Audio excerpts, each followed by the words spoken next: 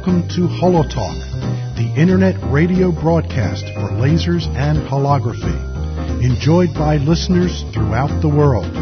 I'm Frank DeFreitas, and I'll be your host for each installment, bringing you news, guests, and everything holographic. Now, please enjoy the latest show.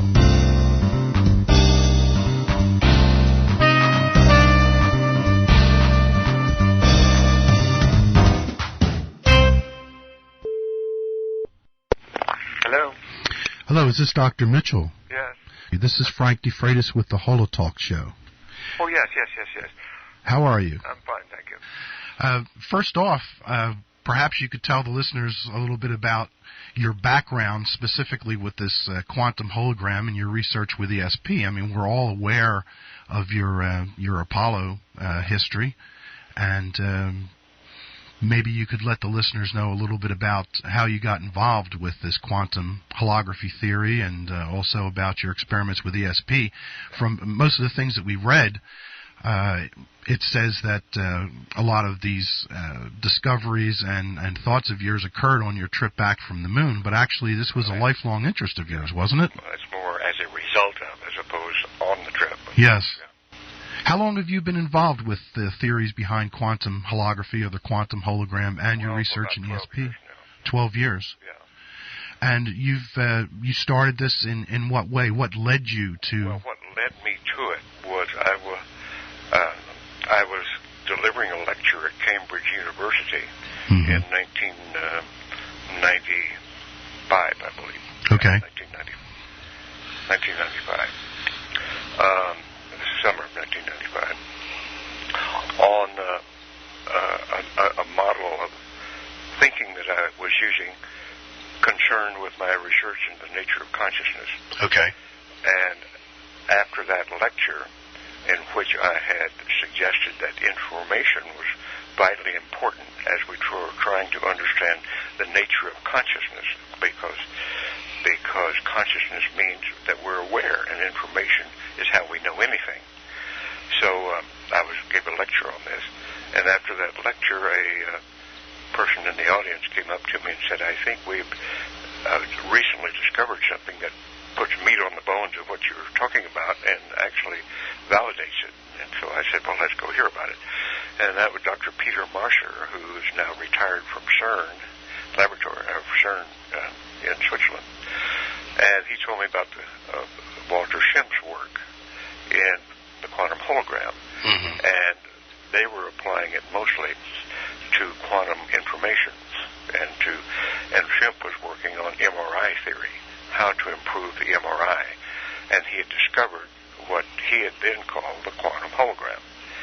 And I listened to what he had to say and realized that was vital to the study of consciousness, to how we perceive, how we're aware at all.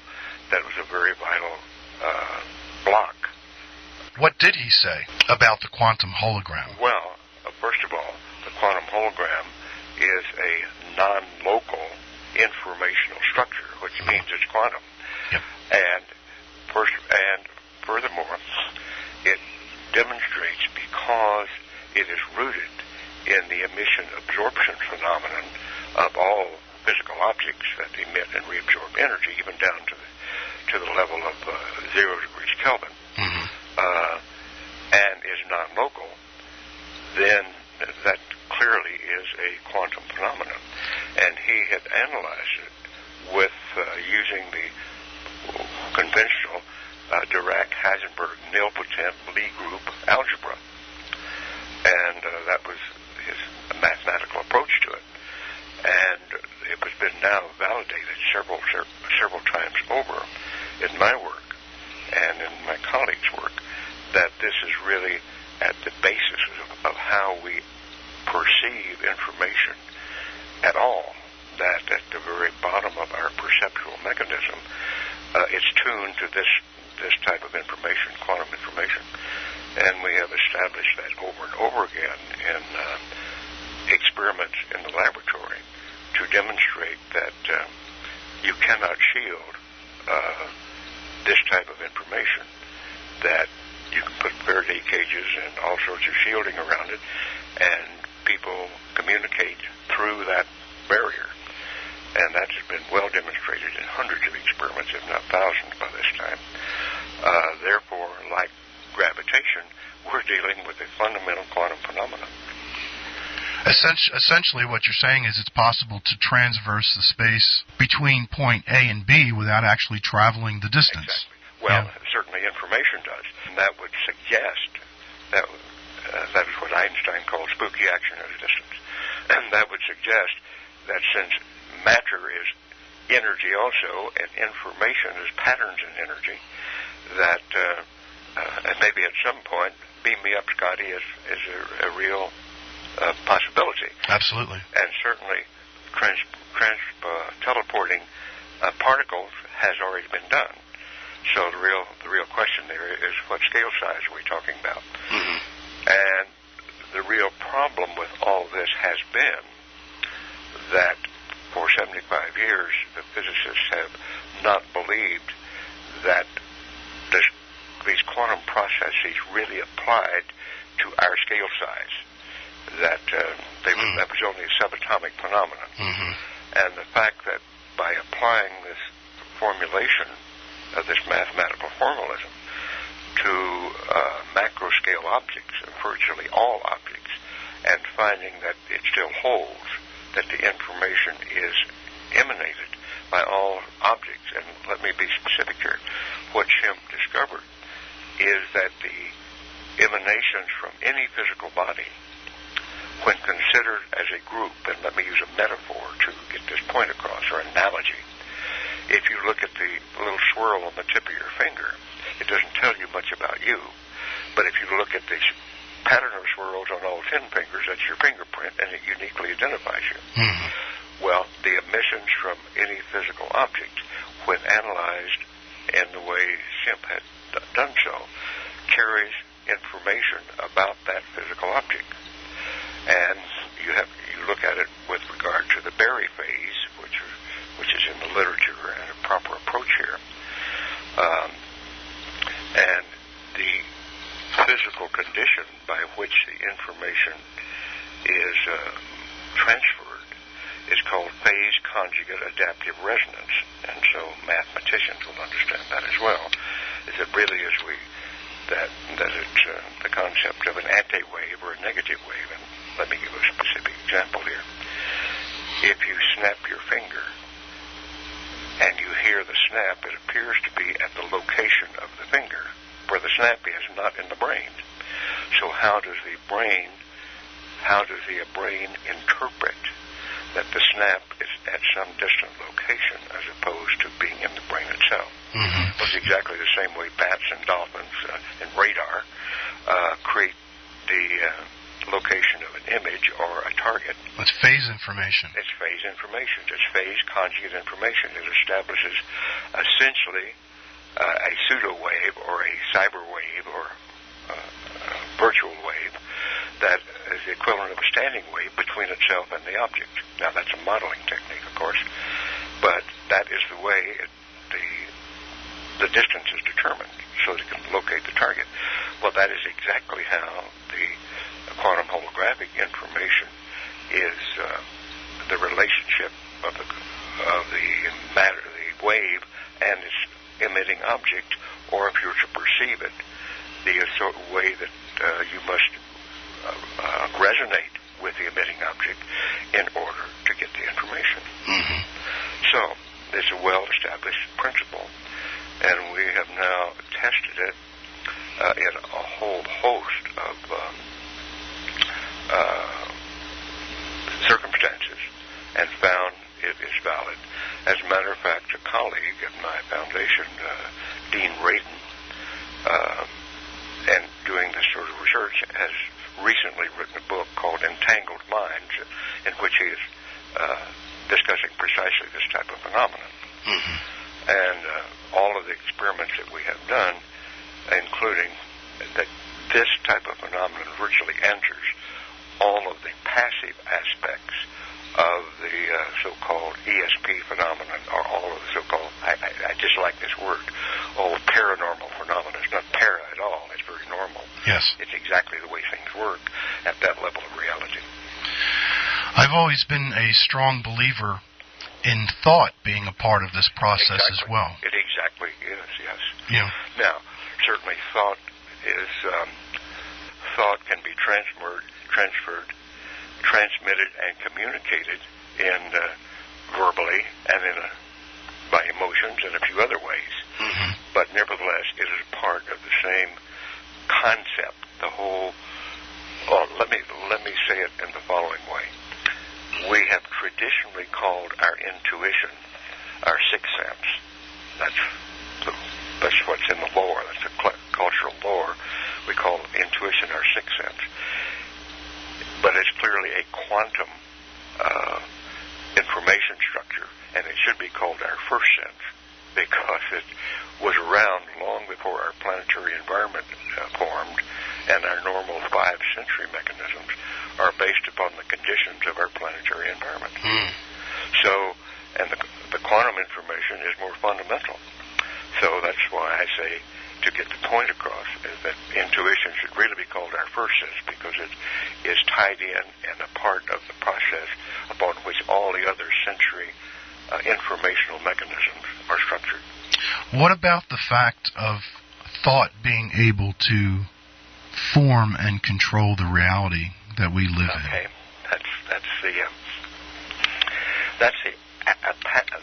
we've been talking about the passive aspect. That is the active aspect of thought, and that is the one that's a little tougher to model. But all the principles that we're talking about here are important and valid there also. Now, I have worked with all sorts of intentional thought processes, and it's very clear that intention helps create reality. I won't say it totally creates reality, but it certainly can modify or interact with the physical reality.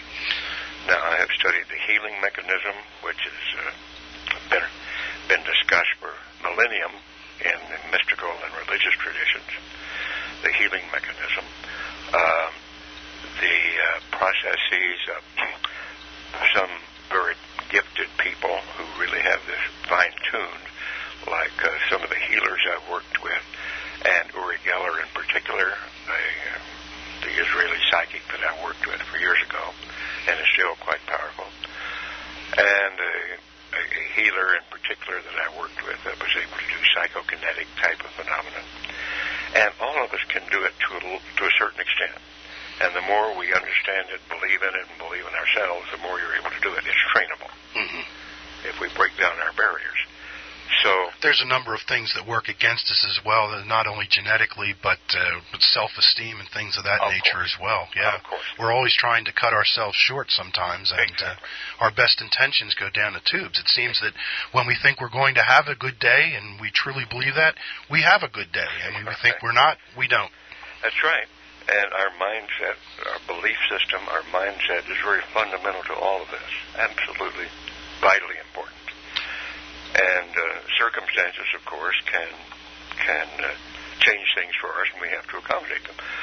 My bottom line, as I look at this and try to look at the big picture, is the following: is to say that we live in an intelligent, creative, learning, self-organizing, trial and error, participatory, interactive, non-locally interconnected evolutionary system. And that is my description of the type of universe that we live in and are a part of, because we're intimately a part of all it is. And that's primarily what the holographic formalism shows us, is that everything in the universe is interconnected in some way and at some level.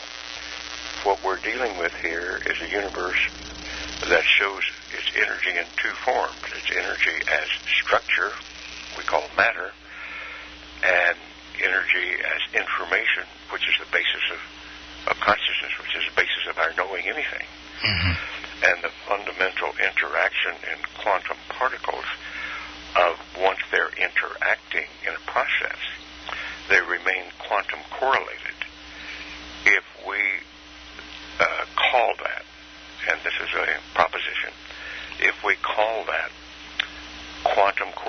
of particles the most fundamental aspect of awareness, then we're starting to build up this whole concept we know as consciousness. And that's the approach I've taken to it. Now, you have founded an organization, the Institute of Noetic Science. Mm-hmm. Could you tell the listeners a little bit about that organization? Because I believe you have chapters across the country, and when I was looking on their website, I noticed that there's one right here in Allentown, Pennsylvania. Well, I started that organization 30 years ago, almost 35 years ago now, in early 1973.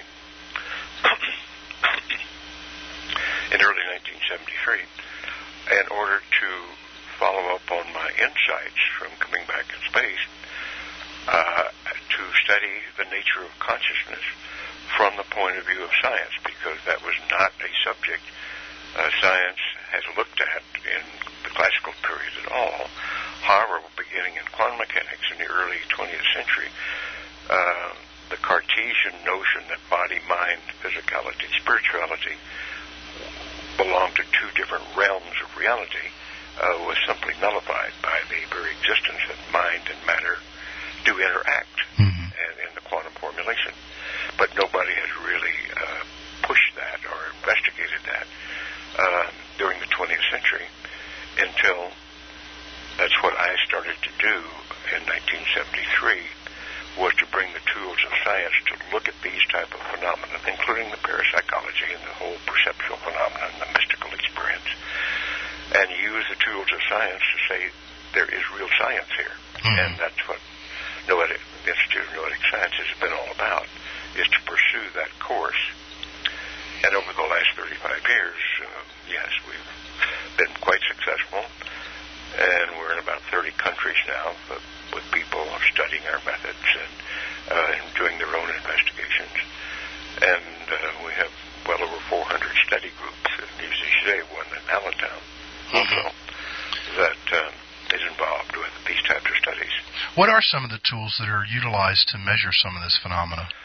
Well, the basic perceptual tools, first of all, Faraday cages were the very first, most important part to show that this is a non-screenable phenomenon, that in other words, it is a quantum, non-local phenomenon. And then the neurosciences have now gotten into it, and there's a lot of neuroscience being developed to understand, like Carl Pribram, as you pointed out earlier. Carl Pribram was one of the early ones to say that the brain manages information in a holographic fashion, which is true. But then going further and showing exactly how it is working is where neuroscience is going at this point. And so what we have been doing for quite a number of years is replicating and validating many of these interfaces in the field and trying to pursue it, but more in particularly to try to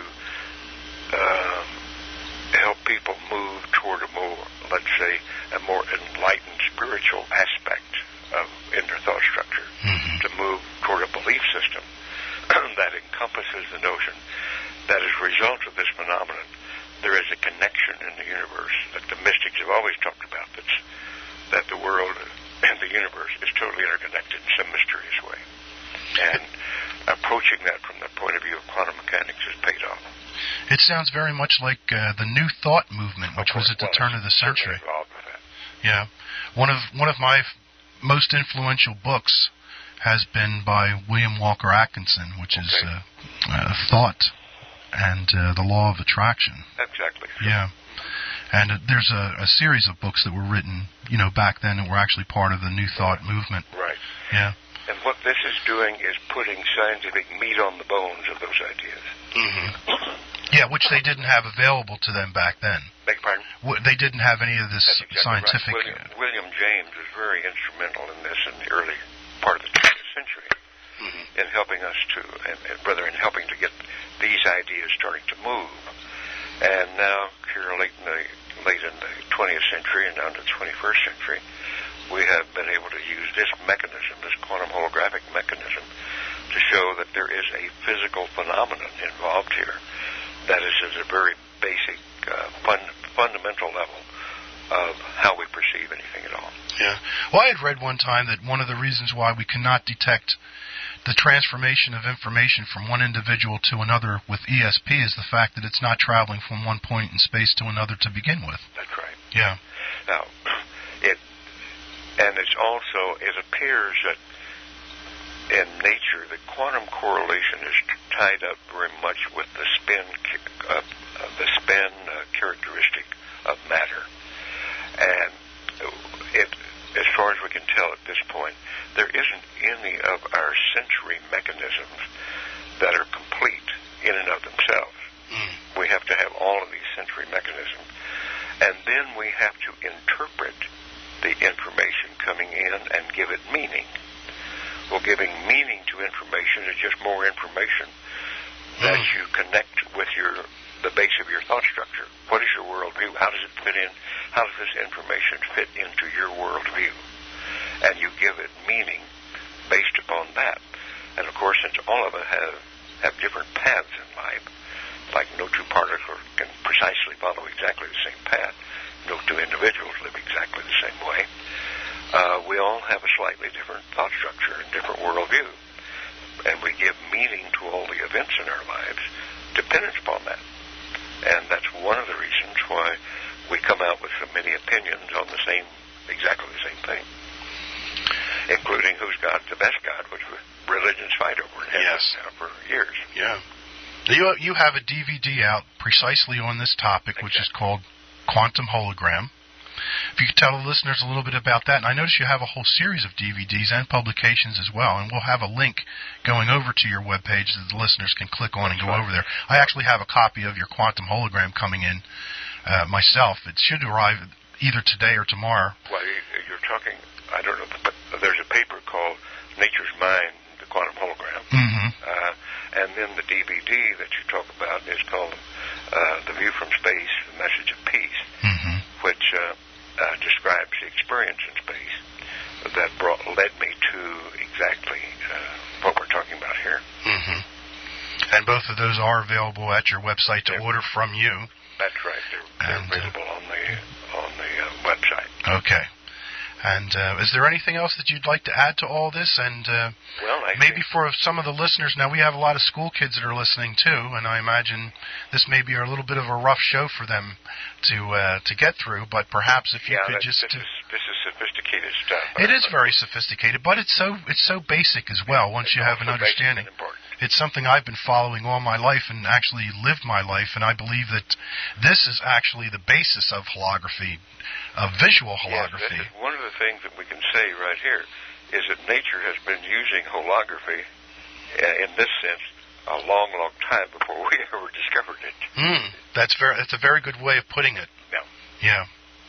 Is there anything else you'd like to add to the conversation? Well, I would say also to the young people, the students that might tune in and listen to this, that I consider this work as important as going to the moon, and the important part is that it did give me the impetus and the start to work in this area, but it's all a part of the evolution of our society and our evolution of our social structure, and hopefully it will help us find ways to bring peace to this planet. In the very beginning of the space age, the great thinker Buckminster Fuller pointed out we're the crew of Spaceship Earth, and we're a mutinous crew, and how can you run a spaceship with a mutinous crew? And that's exactly where we still are these days. Yeah.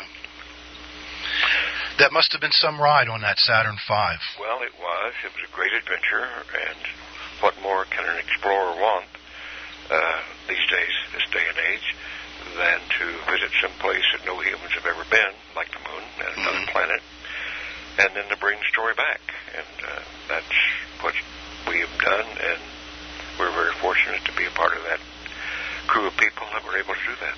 That experiment that you conducted on the way back with folks back here on Earth, that was to prove that the distance didn't matter. Is that correct?